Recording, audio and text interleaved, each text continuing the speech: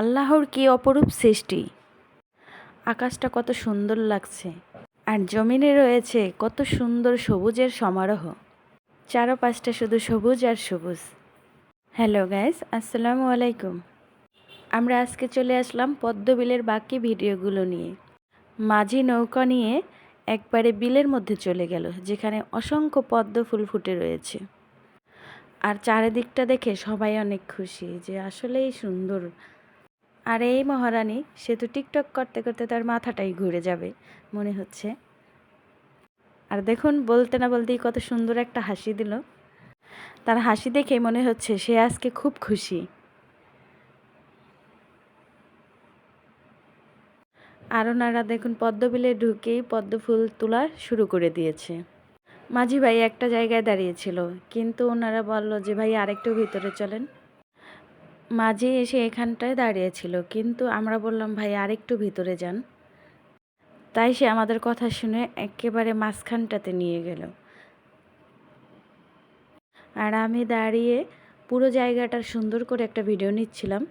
দেখুন কত সুন্দর লাগছে জায়গাটা।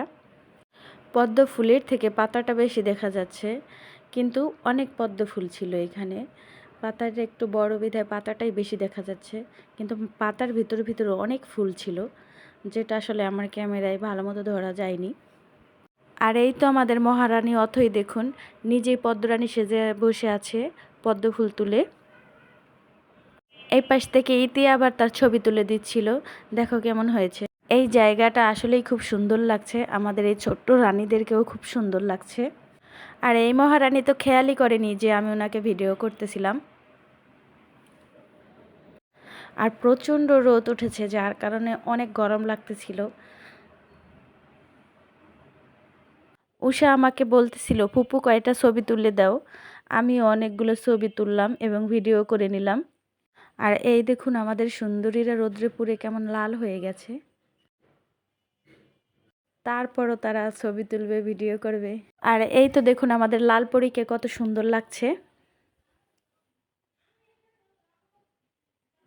আর এই বেচারা তো শুরু থেকে রাগ করে বসেছিল, শেষে বলল খালামণি এখন আমাকে একটু ছবি তুলে দাও। আমি অনেকগুলো ছবি তুলে দিলাম। আর এখন আমরা পদ্মবিল থেকে বেরিয়ে চলে যাব লাল শাপলার খেতে। ওইখানে অনেক অনেক লাল শাপলা ফুটে রয়েছে। এই দেখুন কত লাল শাপলা ফুটে রয়েছে, দেখতে কত অসাধারণ লাগছে, তাই না? এবার ওরা কয়েকটা শাপলা ফুল তুলে নিল, যেটা দিয়ে ওরা শাপলা ফুলের মালা বানাবে। অথই তো শাপলা ফুল দিয়ে মালা বানাতে শুরু করে দিয়েছে। ফাইনালি অথই শাপলা ফুলের মালা বানানো কমপ্লিট হয়ে গেছে। আর দেখুন কত সুন্দর একটা শাপলা ফুলের মালা বানিয়েছে। আর এই শাপলা ফুলের মালাটা পরে দেখুন সামিয়াকে কত সুন্দর লাগছে।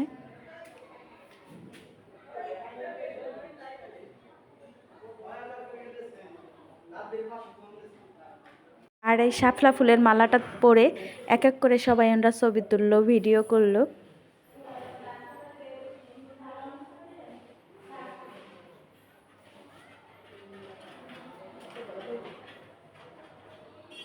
এতটা রোদ, তার মধ্যেও তারা ছবি তুলে যাচ্ছে, ভিডিও করে যাচ্ছে। দেখুন উষাকে কত সুন্দর লাগছে এই শাপলা ফুলের মালাটা পরে।